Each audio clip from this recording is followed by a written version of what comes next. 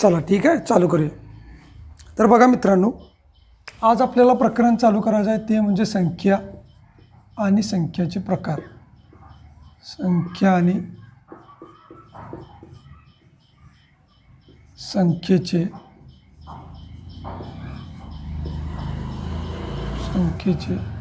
प्रकार. संख्या आणि संख्येचे प्रकार. बघा, तुम्हाला माहिती आहे की मराठीमध्ये तुम्हाला असं शिकवलेलं आहे की ब हा एक वर्ण आहे, क हा एक वर्ण आहे आणि द हा एक वर्ण आहे. म्हणजे ब हा एक वर्ण किंवा अक्षर आहे, क हा एक वर्ण किंवा अक्षर आहे आणि द हा एक वर्ण किंवा अक्षर आहे. मग हे जर का अक्षर जर क्रमबद्ध पद्धतीनं आले, समजा ब, द आणि क, म्हणजे हे तीन अक्षरं जर एकत्र आले तर एक अर्थपूर्ण शब्द तयार होतो. आणि याला आपण काय म्हणतो? याला आपण शब्द म्हणतो. याला आपण काय म्हणत होतो? याला आपण अक्षर किंवा वर्ण म्हणत होतो. अक्षर किंवा वर्ण म्हणत होतो. म्हणजे ब हे एक वर्ण किंवा अक्षर आहे, क हा एक वर्ण किंवा अक्षर आहे, किंवा द हा एक वर्ण किंवा अक्षर आहे. आणि मग असे अक्षर एकत्र येऊन एक शब्द अर्थपूर्ण काय होतो? शब्द तयार होतो. त्याच पद्धतीने गणितामध्ये बघा, 0, 1, 2, 3, 4, 5, 6, 7, 8 आणि 9. 0, 1, 2, 3, 4, 5, 6, 7, 8 आणि 9 हे काय आहेत? यांना आपण अंक असं म्हणतो. यांना आपण काय म्हणतो? अंक म्हणतो. आणि असे जर अंक एकत्र आले तर आपण किती अंकी संख्या तयार करू शकतो? म्हणजे बघा, 0 आणि 1 किंवा 12 किंवा 24 किंवा 125, 237 याला आपण मात्र काय म्हणतो? आता याला आपण काय म्हणतो? संख्या म्हणतो. म्हणजे बघा, 0, 1, 2, 3, 4, 5, 6, 7, 8, 9 हे काय आहेत? अंक आहेत. आणि हे जर अंक अशा पद्धतीने जर एकत्र आले तर त्याची मिळून काय होते? संख्या तयार होते. म्हणजे 12 ही एक संख्या आहे, 24 ही एक संख्या आहे, 125 ही एक संख्या आहे, 237 ही एक संख्या आहे. म्हणजे सांगायचं तात्पर्य काय की जर तुम्हाला 1, 2 किंवा 3 असं जर दिलं तर याला आपण संख्या म्हणू शकत नाही. याला आपण काय म्हणू शकत नाही? संख्या म्हणू शकत नाही. तर यालाच आपण काय म्हणतो? अंक असं म्हणतो. अंक. मग संख्या कशाला म्हणायचं मी तुम्हाला सांगितले की असे जर का अंक एकत्र आले तर आपण त्यापासून किती अंकी संख्या तयार करू शकतो? म्हणजे 2 अंकी संख्या तयार करू शकतो, 3 अंकी संख्या तयार करू शकतो. म्हणजे अंकांच्यापासून काय बनते? तर संख्या बनते. जर तुम्हाला 24 असं दिलं तर याला आपण अंक म्हणू शकत नाही. याला आपण अंक म्हणू शकत नाही. मग याला काय आपण म्हणणार? याला आपण संख्या म्हणणार. याला आपण काय म्हणणार? संख्या असं म्हणणार. म्हणजे आता तुमच्या लक्षात आलं असेल की मराठीमध्ये जसं वर्ण किंवा अक्षर एकत्र येऊन जसा शब्द बनतो तसं गणितामध्ये अंक एकत्र येऊन काय बनतात? संख्या बनतात. त्यामुळे 0 पासून 9 पर्यंत एकूण आपल्याकडं अंक किती आहेत? एकूण आपल्याकडं 10 अंक आहेत. तुमच्या लक्षात आलं असेल हे. आता बघा, आता आपल्याला बघायचं आहे की संख्यांचे प्रकार. आता आपल्याला काय बघायचं आहे? संख्यांचे प्रकार. बघा, त्यातली पहिला जो संख्यांचा प्रकार आहे त्याला आपण नैसर्गिक संख्या असं म्हणतो. त्याला आपण काय म्हणतो? नैसर्गिक संख्या. नैसर्गिक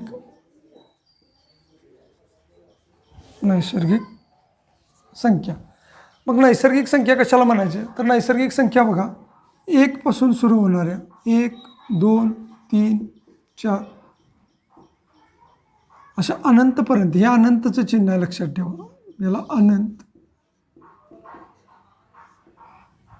अनंत म्हणजे काय? यालाच इंग्रजीमध्ये इन्फिनिटिव्ह असं म्हणतात. की अनंत म्हणजे काय? की जिथंपर्यंत संख्येचा अंत लागत नाही. म्हणजे 1 पासून सुरू होणाऱ्या, मग तिथून पुढे 100, 200, 300, 500, 1000, लाख, कोटी, दशकोटी असं जोपर्यंत संख्येचा अंत लागत नाही तिथंपर्यंत काय आहेत? नैसर्गिक संख्या आहेत. म्हणजे नैसर्गिक संख्येची व्याख्या आपल्याला सांगता येईल की 1 पासून सुरू होणाऱ्या, 1 पासून सुरू होऊन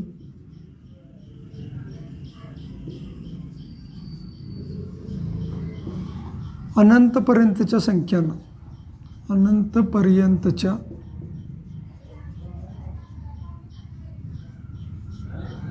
संख्यांना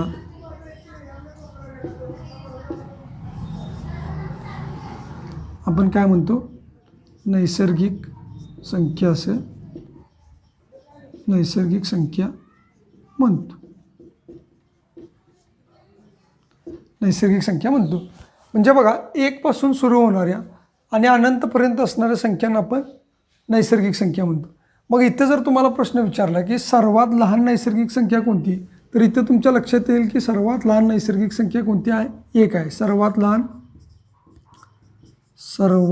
लहान नैसर्गिक संख्या, तर ती कोणती आहे, ती आहे 1. आणि जर तुम्हाला आता असं विचारलं की सर्वात मोठी नैसर्गिक संख्या कोणती, सर्वात मोठी नैसर्गिक संख्या कोणती, तर सर्वात मोठी नैसर्गिक संख्या आपल्याला आता सांगता येणार नाही. का, तर सर्वात मोठी नैसर्गिक संख्या सांगता येत नाही, कारण नैसर्गिक संख्या या अनंतपर्यंत आहेत. म्हणजे जिथं संख्येचा अंत लागत नाही, जिथं आपण मोजूच शकत नाही, अशापर्यंत संख्या आहेत. त्यामुळे आपल्याला सर्वात मोठी नैसर्गिक संख्या काय करता येणार नाही, सांगता येणार नाही. मग आता नैसर्गिक संख्येनंतर दुसरा जो संख्येचा प्रकार आहे त्याला आपण काय म्हणतो, पूर्ण संख्या. त्याला आपण काय म्हणतो, पूर्ण संख्या. पूर्ण संख्या. आता काय झालं बघा मित्रांनो, ज्या वेळेला सुरुवातीला संख्येचा शोध लागला त्यावेळेला 1 पासून असणाऱ्या अनंतपर्यंतच्या संख्यांना आपण काय म्हटलं, नैसर्गिक संख्या असं म्हटलं. परंतु नंतर व्यवहारामध्ये अडचणी येऊ लागल्या. मग समजा एखाद्या माणसाकडे जर का 2 आंबे होते, त्यामध्ये जर 2 मिळवले तर किती होत होते, 4 होत होते. जर एखाद्या माणसाकडं काही 3 वस्तू असल्या तर त्याच्यामध्ये जर का 4 वस्तू मिळवल्या तर किती होत होत्या, एकूण 7 वस्तू होत होत्या.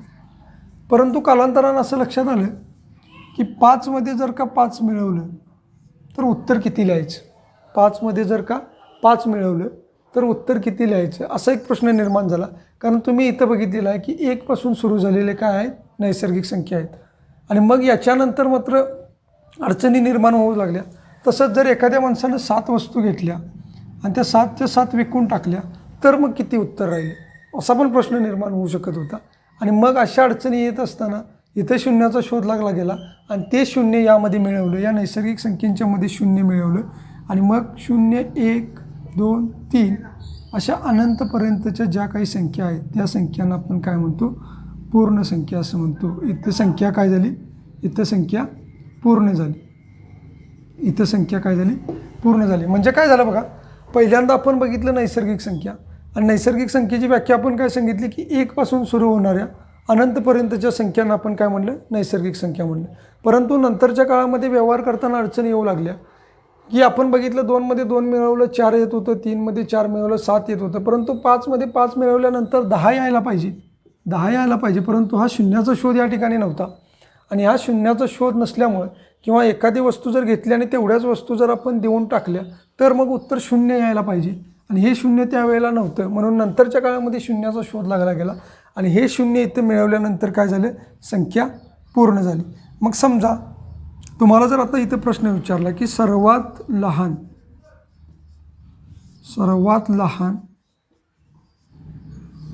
पूर्ण संख्या कोणती, पूर्ण संख्या कोणती, तर बघा सर्वात लहान पूर्ण संख्या कोणती आहे, 0 आहे. परंतु तुम्हाला जर विचारले की सर्वात मोठी पूर्ण संख्या कोणती, सर्वात मोठी पूर्ण संख्या कोणती,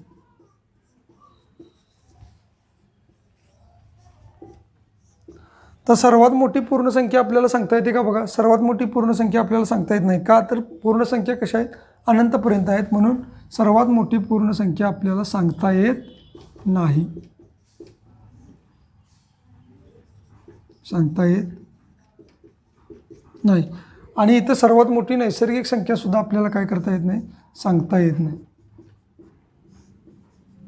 सांगता येत नाही.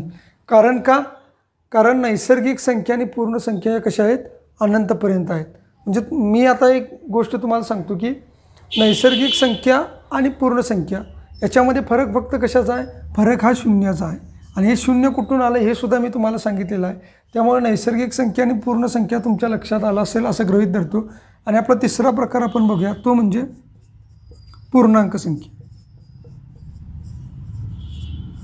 पूर्णांक संख्या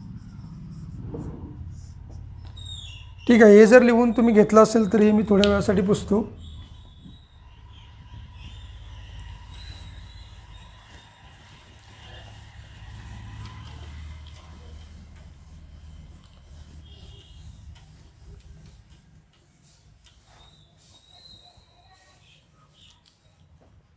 तर बघा, आपण काय बघितलं होतं की 1 पासून सुरू होणाऱ्या 1 2 3 4 अशा अनंतपर्यंतच्या संख्यांना आपण काय म्हटलं होतं, नैसर्गिक संख्या म्हटलं होतं. त्याच्यानंतर आपण पूर्ण संख्या कशाला म्हटलं होतं की या नैसर्गिक संख्येच्यामध्ये आपण शून्य जोडला की मग अशा अनंतपर्यंतच्या संख्यांना आपण काय म्हणतो, पूर्ण संख्या म्हणतो. मग आता पूर्णांक संख्या कशाला म्हणायचं बघा, की जसं मगाशी आपण बघितले की 2मध्ये जर का 2 मिळवले तर 4 येत होते. 7मधून जर का 7 वजा केले तर उत्तर 0 येत होतं. शून्याचा शोध लागल्यानंतर संख्या पूर्ण झाली. 5मधून जर का आपण 3 वजा केले तर याचं उत्तर 1 येत होतं किती, 2. परंतु आणखी इथं व्यवहारामध्ये अडचण निर्माण झाली की मोठ्या संख्येमधून लहान संख्या जात होती, परंतु जर का लहान संख्येमधून जर का आपण मोठी संख्या वजा केली तर उत्तर आता काय लिहायचं असा एक प्रश्न निर्माण झाला. आणि मग याचं उत्तर मायनसमध्ये येऊ लागले. आणि मग संख्यांचा शोध लागला. आणि मग काय केलं बघा, पहिल्यांदा आपल्याकडं नैसर्गिक संख्या होत्या. कुठून, 1 2 1 2 3 4 अशा काय होत्या, अनंतपर्यंत आपल्याकडे नैसर्गिक संख्या होत्या. त्याच्यानंतर आपल्याला शून्याचा शोध लागला. मग आपल्या संख्या कशा झाल्या, पूर्ण झाल्या.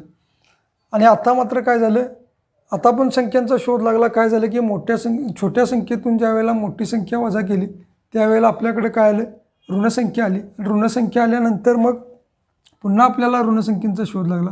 -1 -2 -3 असे काय झाले, अनंतपर्यंत या संख्या तयार झाल्या. आणि मग एक संख्या रेषा तयार झाली. मी हे थोडंसं पुसतो म्हणजे तुमच्या लक्षात येईल. बघा, ही एक रेषा आहे. बघा, पहिल्यांदा आपण बघितलं की नैसर्गिक संख्येचा शोध लागला. मग नैसर्गिक संख्या कुठून होत्या, 1 पासून होत्या. 1 2 3 4 5 अशा कुठंपर्यंत होत्या, अशा अनंतपर्यंत होत्या. मग त्याच्यानंतर शून्याचा शोध लागला. आपली संख्या पूर्ण झाली. आणि मग त्याच्याही नंतर पुढे जाऊन आपल्याला ज्यावेळेस अडचण निर्माण झाली की ठीक आहे, समान संख्येतून समान संख्या वजा करता येत होती, बेरीज करता येत होती, तेवढीच संख्या आपल्याला त्यामध्ये मिळवता येत होती. मोठ्या संख्येतून आपण छोटी संख्या वजा करत होतो, मिळवत होतो. परंतु नंतर प्रश्न असा निर्माण झाला की छोट्या संख्येतून ज्या वेळेला मोठी संख्या वजा केली त्यावेळेला उत्तर काय लिहायचं असा एक प्रश्न निर्माण झाला. आणि मग ऋणसंख्येचा शोध लागला. त्या ऋणसंख्या काय केल्या, आपण इथं जोडल्या. -1 -1 -2 -3 -4 -5 अशा अनंतपर्यंतच्या ज्या काही संख्या होत्या त्या संख्या मिळून काय झाल्या, आता हा जो काही सेट आहे या सेटलाच आपण काय म्हणतो, पूर्णांक संख्या म्हणतो. या सेटलाच आपण काय म्हणतो, पूर्णांक संख्या असं म्हणतो. म्हणजे पूर्णांक संख्येमध्ये काय येतं बघा, ह्या नैसर्गिक संख्यासुद्धा येतात, पूर्ण संख्यासुद्धा येते आणि या ऋणसंख्येसुद्धा येतात. म्हणजे पूर्णांक संख्यामध्ये ह्या ज्या काही संख्या आहेत तिथं कुठलंच चिन्ह नाही, म्हणजे याच्याजवळ अधिकचं चिन्ह असतं, लक्षात ठेवा, अधिकचं चिन्ह असतं. म्हणजे या सर्व धनपूर्णांक संख्या त्याच्यानंतर हा एक 0 येतो, 0. आणि राहिलेल्या ह्या ज्या काही संख्या आहेत या ऋणपूर्णांक संख्या. म्हणजे जर तुम्हाला पूर्णांक संख्येची जर व्याख्या विचारली, पूर्णांक संख्या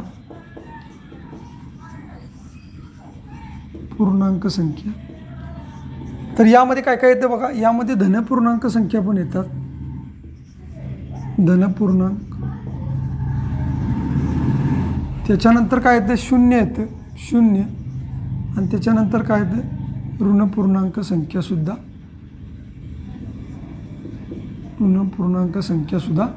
येतात. म्हणजे धनपूर्णांक, शून्य आणि ऋणपूर्णांक याचा जो काही संच आहे या संचालाच आपण काय म्हणतो, पूर्णांक संख्या असं म्हणतो. म्हणजे आतापर्यंत आपण काय काय बघितलं बघा.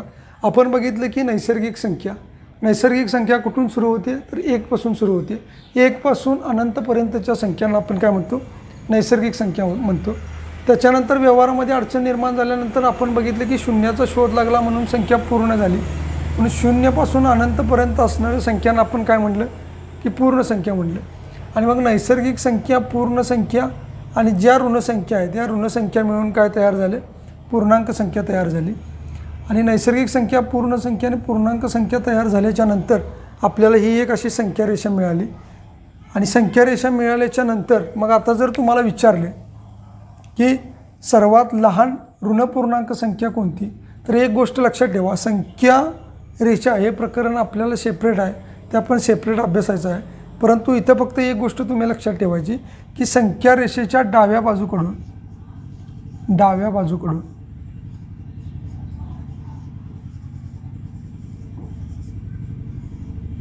उजवीकडे संख्यांची किंमत काय होते, वाढत जाते. संख्यांची किंमत वाढत जाते.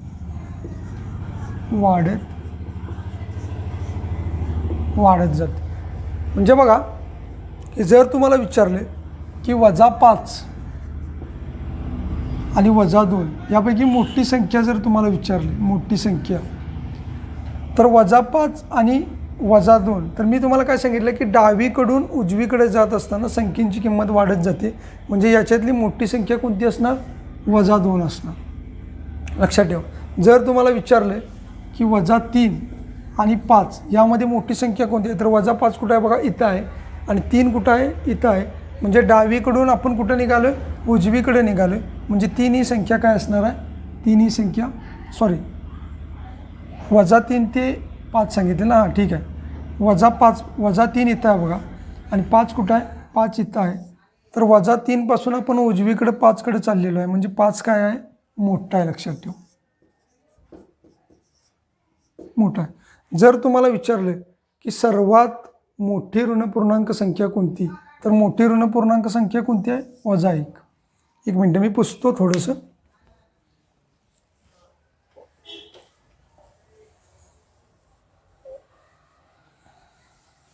बघा, नवीन आपण संख्या रेषा काढू म्हणजे तुमच्या लक्षात येईल.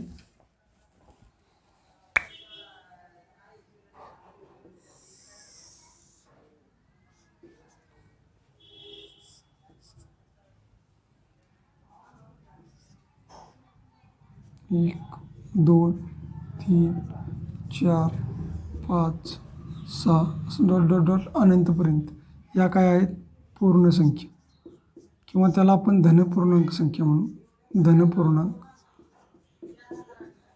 धनपूर्णांक संख्या. त्याच्यानंतर हा 0 आणि मग इकडे ऋणपूर्णांक संख्या, -1, -2, -3, -4, -5 आणि -6 यांना आपण काय म्हणतो, ऋणपूर्णांक संख्या म्हणतो. ऋणपूर्णांक संख्या असं म्हणतो. म्हणजे ऋणपूर्णांक, शून्य आणि धनपूर्णांक अशा तिन्हींच्या संचांना आपण काय म्हणतो, पूर्णांक संख्या असं म्हणतो. तिन्हींच्या संचांना आपण काय म्हणतो, पूर्णांक संख्या म्हणतो. मग आता इथे मी तुम्हाला सांगितले की संख्या रेषेवरती डावीकडून उजवीकडे जात असताना संख्यांची किंमत नेहमी वाढत जाते. मग समजा तुम्हाला 2 किंवा 5 पैकी जर लहान संख्या विचारली, तर 2 ही 5च्या डावीकडे आहे, म्हणून ही संख्या कशी असणार आहे, लहान असणार. समजा तुम्हाला विचारलं की -4 आणि -3 यामध्ये मोठी संख्या कोणती, तर -4 हे डावीकडे आहे आणि -3 उजवीकडे आहे. मी सांगितले की उजवीकडे जाताना संख्यांची किंमत वाढत जाते, म्हणून यामध्ये मोठी संख्या कोणती असणार, -3, आणि यामध्ये छोटी संख्या कोणती असणार, -4. जर समजा तुम्हाला असं सांगितलं की -6 आणि 3 यामध्ये जर का मोठी संख्या विचारली, तर याचं उत्तर काय येणार, 3 येणार. आणि लहान काय येणार, -6 येणार. आता बघा, जर तुम्हाला विचारलं, इकडे इन्फिनिटिव्हपर्यंत ऋणपूर्णांक संख्या आहेत, इकडं इन्फिनिटीपर्यंत धनपूर्णांक संख्या आहेत. मग समजा तुम्हाला जर विचार, मग अशी तुम्हाला सांगितलेलं आहे की सर्वात लहान धनपूर्णांक संख्या 1 आणि सर्वात मोठी ऋणपूर्णांक संख्या आपल्याला सांगता येत नाही, धनपूर्णांक संख्या सांगता येत नाही कारण ती अनंतपर्यंत आहे. तसंच आपण बघितलं की सर्वात मोठी ऋणपूर्णांक संख्या ही कोणती आहे? -1 आहे. सर्वात मोठी आहे, लक्षात ठेवा, सर्वात मोठी. आणि सर्वात मोठी ऋणपूर्णांक संख्या असण्याचं कारण काय आहे? मी तुम्हाला मगाशी सांगितलं की डावीकडून उजवीकडे जात असताना संख्यांची किंमत वाढत जाते आणि म्हणून सर्वात मोठी ऋणपूर्णांक संख्या कोणती आहे? -1 आहे. परंतु जर तुम्हाला सर्वात लहान विचारली, सर्वात लहान ऋणपूर्णांक संख्या जर विचारली तर ती आपल्याला सांगता येत नाही, कारण सर्वात लहान ऋणपूर्णांक संख्या कुठंपर्यंत आहे? अनंतपर्यंत आहे. आणि ती अनंतपर्यंतची संख्या आपल्याला मोजता येत नाहीत, म्हणून आपण ते सांगू शकत नाही. तर अशा पद्धतीने तुम्हाला प्रश्न विचारले जाऊ शकतात. यापुढे जे काही राहिलेले प्रकार आहेत ते आपण नंतरच्या तासाला घेणार आहे, परंतु हे तुमच्या लक्षात आलं असेल. पुन्हा एकदा जाता जाता आपण बघूया की नैसर्गिक संख्या कशाला म्हणायचं? की 1 पासून सुरू होऊन अनंतपर्यंतच्या असणाऱ्या संख्यांना आपण काय म्हणायचं? नैसर्गिक संख्या म्हणायचं. या नैसर्गिक संख्येमध्ये आपण 0 मिळवल्यानंतर संख्या काय होते? पूर्ण होते. आणि मग नैसर्गिक संख्या, पूर्ण संख्या आणि ऋणसंख्या मिळून काय होतं? की हा पूर्णांक संख्येचा संच तयार होतो. आणि मग याच्या संबंधी हे जरी आता आपण असं ठोकमानानं बघितलं असेल तर हे संख्यारेषा प्रकरण एक आपल्याला सेपरेट प्रकरण आहे, त्याचा आपण नंतर डिटेल्ड अभ्यास करणार आहे. परंतु हे 3 प्रकार तुमच्या लक्षात आला असेल असं गृहीत धरतो. आणि याच्यानंतर मात्र परिमेय संख्या असेल, परिमेय संख्या किंवा अपरिमेय संख्या आहे, अपरिमेय आहे. त्याच्यानंतर मूळ संख्या आहे, त्याच्यानंतर संयुक्त संख्या आहे, त्याच्यानंतर बघा अजून सहमूळ संख्या आहे. हे काही संख्येचे प्रकार आहेत. हे संख्येचे प्रकार मात्र आपण काय करणार आहे? नंतरच्या तासाला बघणार आहे. तर आजचे डेमो लेक्चर आपण इथे थांबवत आहे. अजून याच्या संख्यांचे जे काही पुढचे प्रकार आहेत ते आपण नेक्स्ट पार्टला पाहणार आहोत. परंतु त्यापूर्वी जर तुम्ही आमचे अथर्व कोचिंग क्लासचे ॲप जर डाउनलोड केलं नसेल तर ते डाउनलोड करून घ्या आणि आमच्या कोर्सबद्दलची संपूर्ण माहिती त्या ॲपमध्ये आहे. ते ॲपमधील माहिती तुम्ही पाहू शकता. आणि आमचा Atharva GK tricks bye RS academy हे ऑनलाईन यूट्यूब क्लाससुद्धा आहे, त्यालाही तुम्ही जॉईन होऊ शकता. तेही सबस्क्राईब करा आणि त्यावरील व्हिडिओ बघा. धन्यवाद.